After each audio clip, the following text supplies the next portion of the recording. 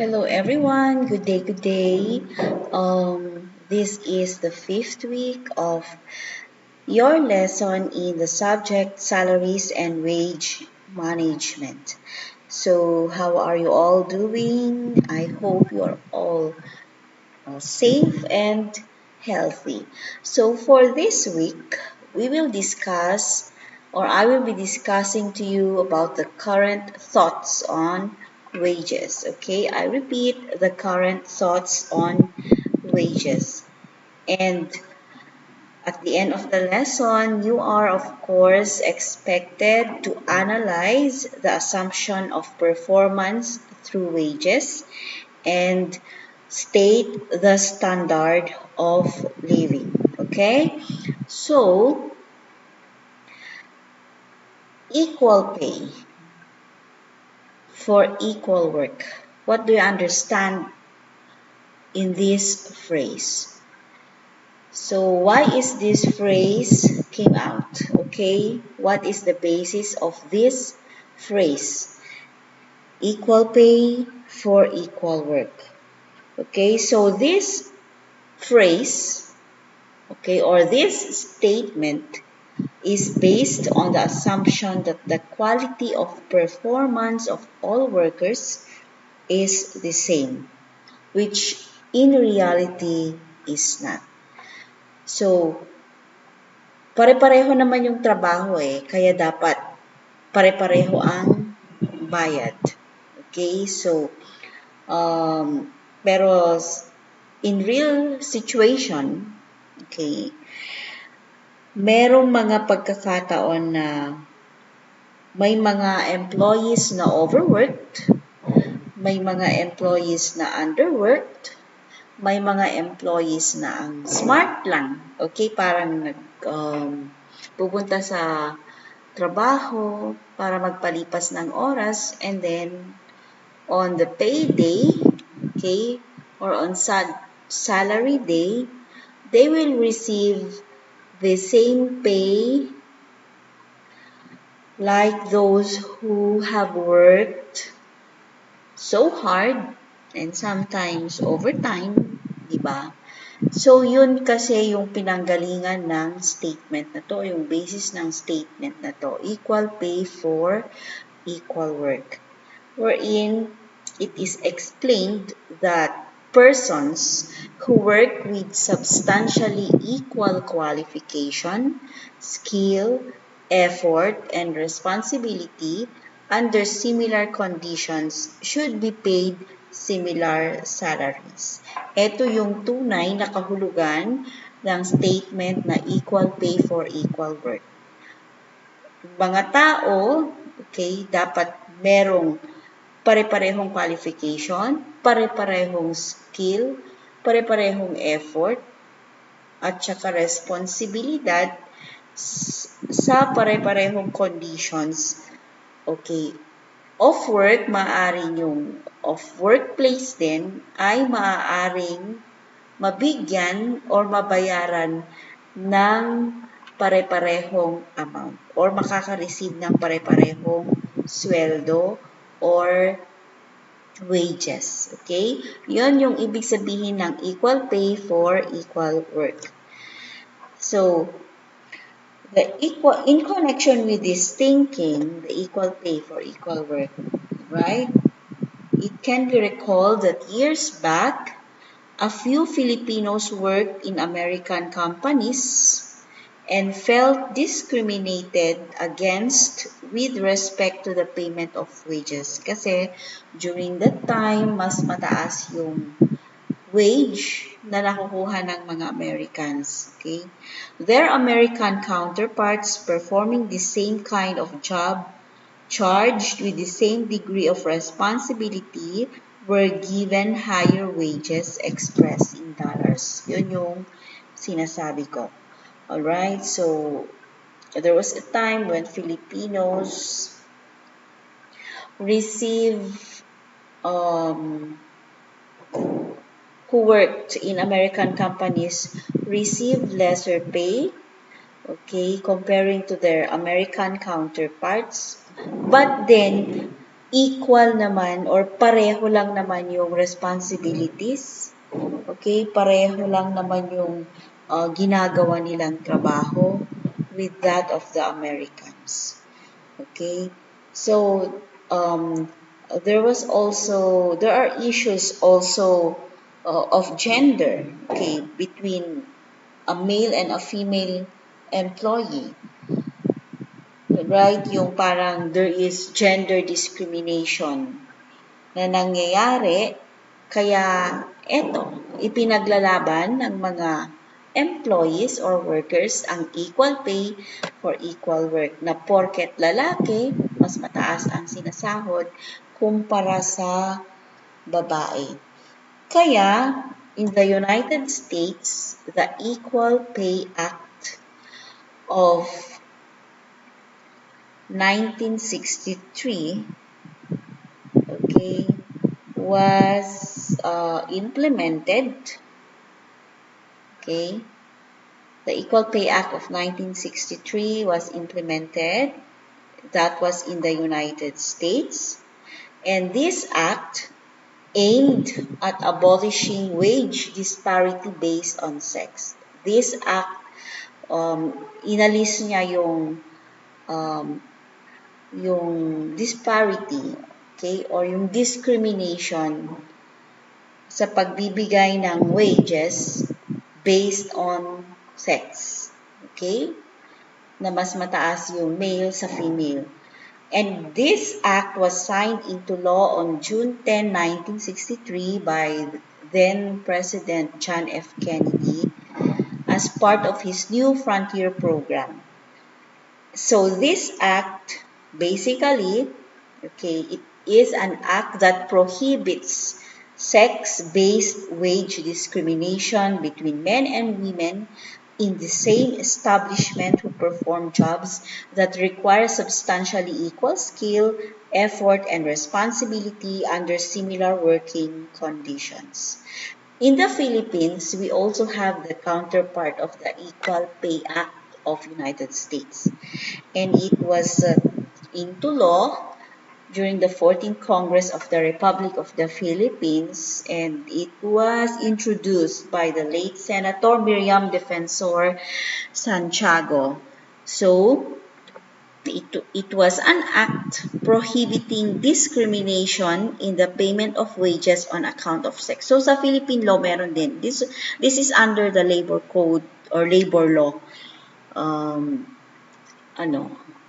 So, it is an act prohibiting discrimination in the payment of wages on account of sex.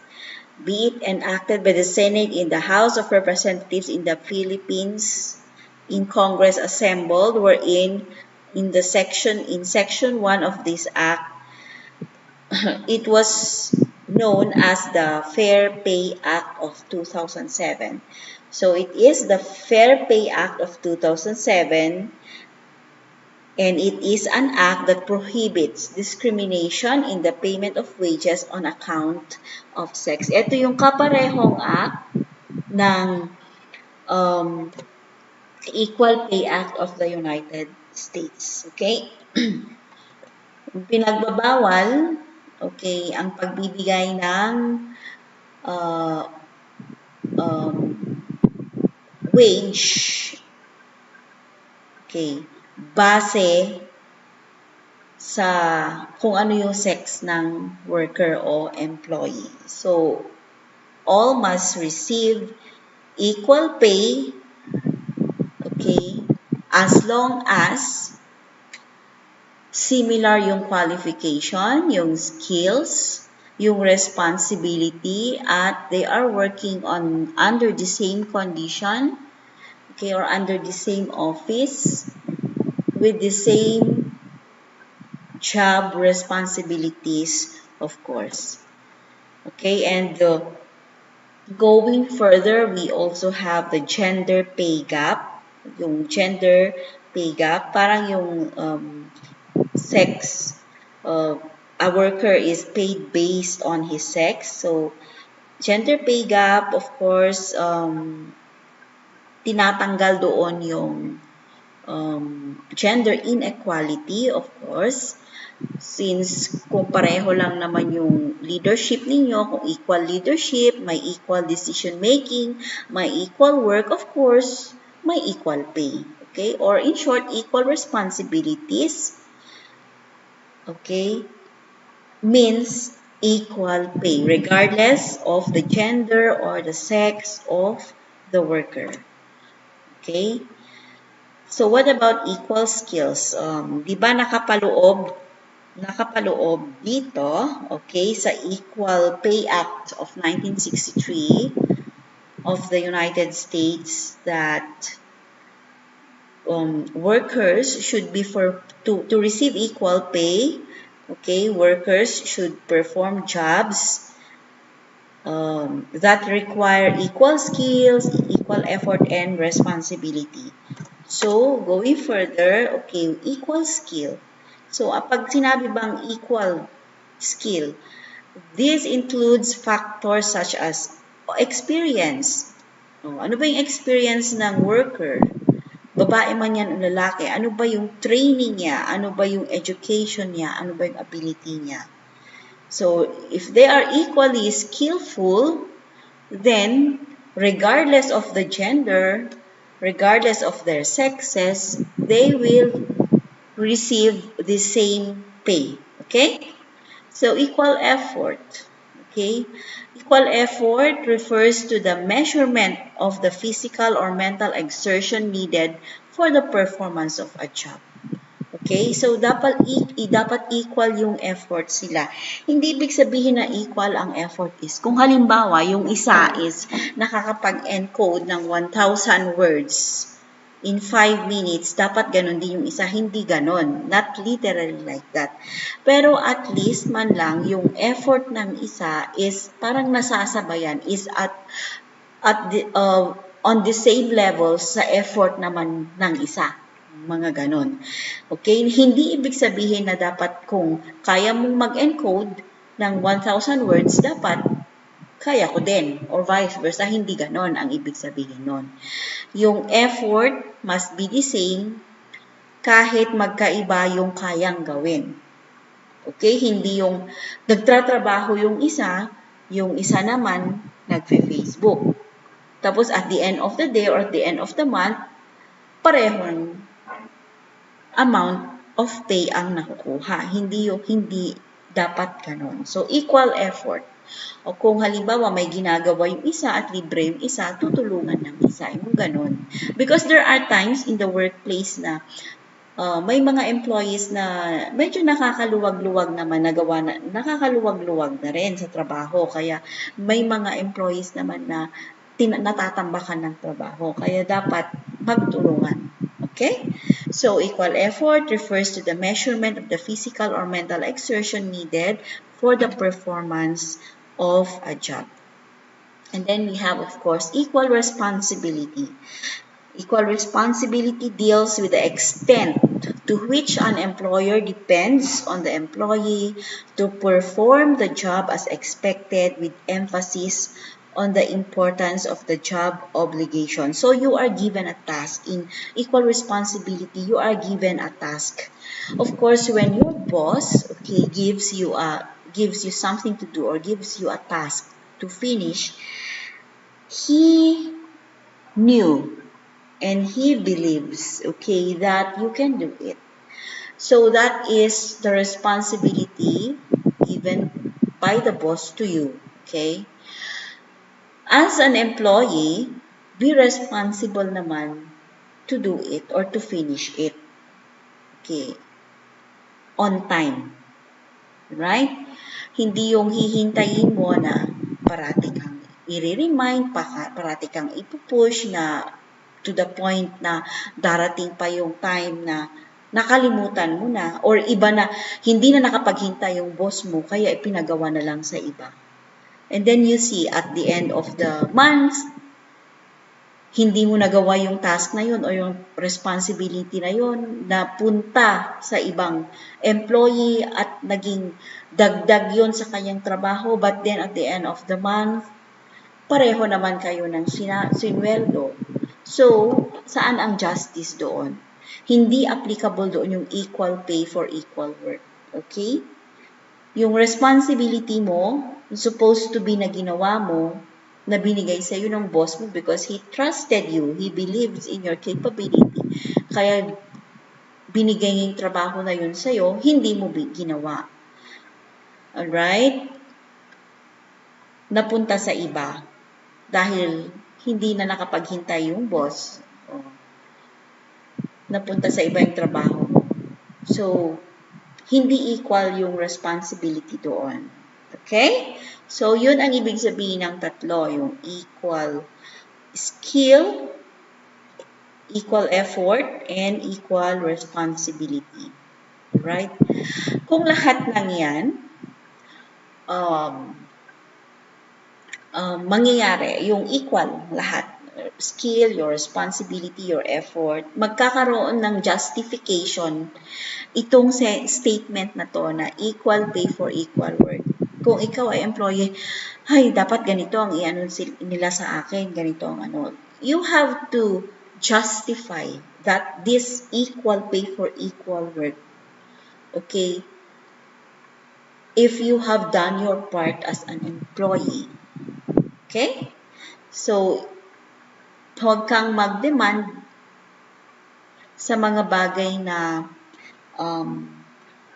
hindi mo naman ma-justify because you did not do your thing, you did not do your responsibility, or you are underskilled, or your efforts are not enough, okay, to do the job, comparing to those employees who are doing so well and who are working so hard, okay, para magawa nila yung trabaho mo. Alright? Or para magawa nila yung trabaho nila.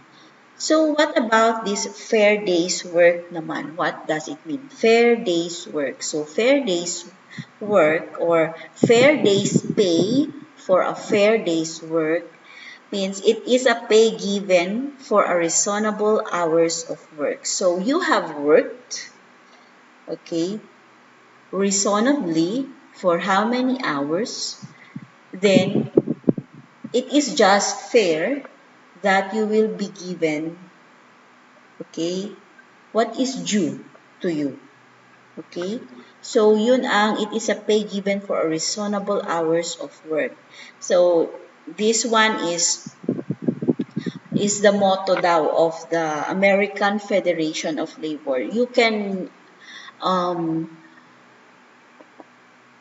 hear this statement or motto mostly from yung mga members of labor unions, right? Or sometimes this fair day's pay for a fair day's work would mean kung halimbawa sa production, okay, gumagawa halimbawa ng basahan, kung ilan yung mababayaran ka, your wage will be based or will be according to how many pieces of rags, for instance, basahan, ang nagawa mo. So, you will be given a fair pay, okay, based on the number of rags you have produced. Okay, so ganun kung minsan applicable yon, itong fair day's pay for a fair day's work. Depende sa output, kung ano yung output mo, parang ganun. Parang sa eskalahan na kung ano yung output, ano yung quality ng ginawa mo or answer mo, yun din yung matatanggap mo. Yun yung, may kalakip yon na points o score. Parang ganon. Ito, fair day's pay for a fair day's work. Okay? So, what about the standard of living theory? What do we mean when we say, taas ng standard of living nila doon eh. Okay. So, what is the standard of living theory? Under this standard of living theory, we can associate living wage, okay, under the standard of living theory. So, living wage. So, what is this living wage ba? What do we mean when we say living wage, okay? In employment, maririnig mo kadalasan yung hindi man lang sapat yung sweldo ko para sa panggastos namin, para sa pamalengke, para sa ganito, pagpapaaral ng ano, etc. etc.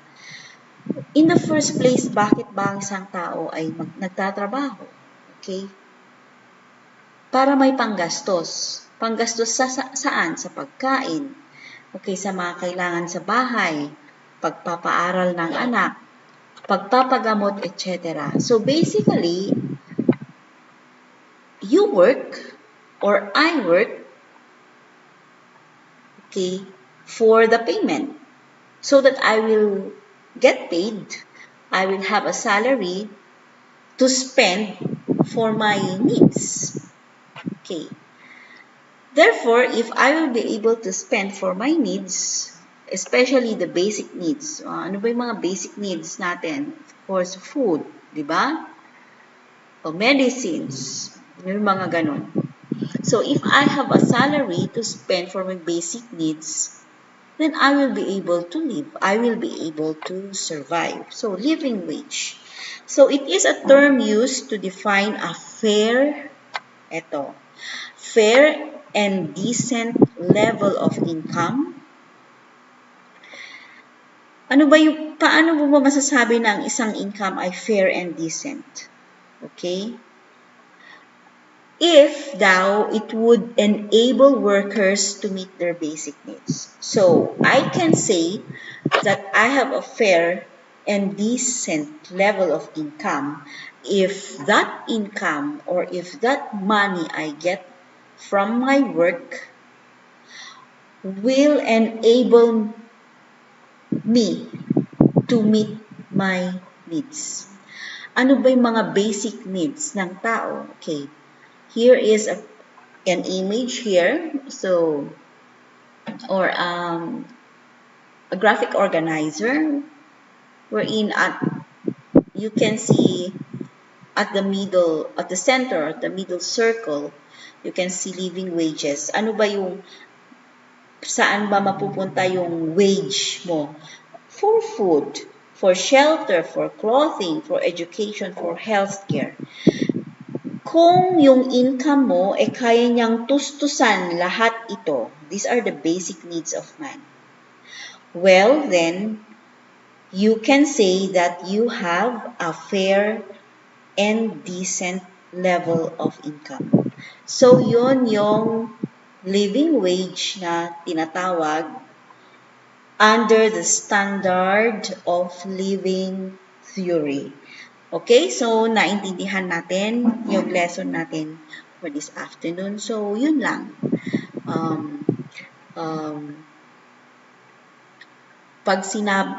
Make sure that when you graduate and you will be employed, siguraduhin lang na ang mga ipinaglalaban about wages and everything ay makatarungan.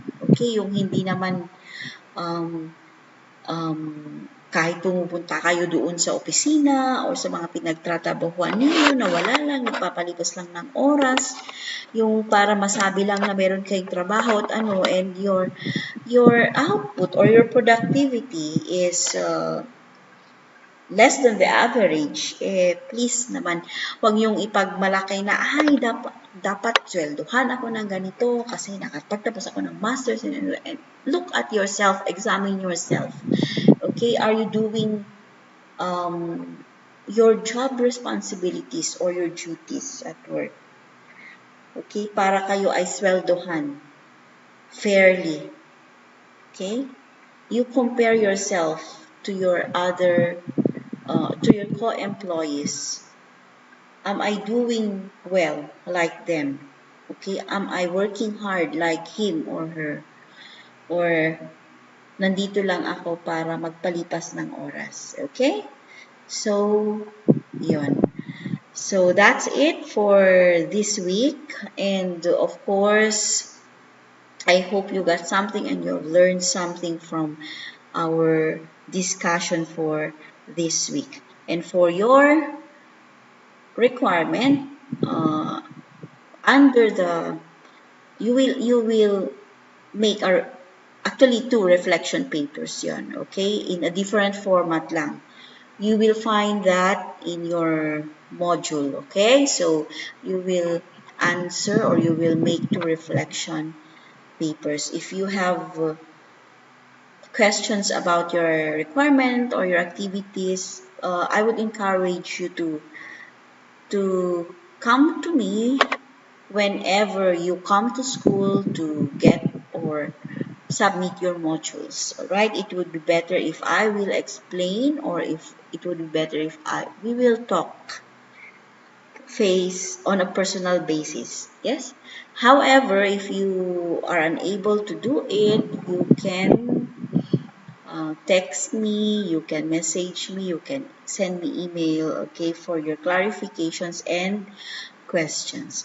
All right, so that's it for this week, and I always hope that you are all doing well, you're all healthy and safe. So God bless everyone, and till next.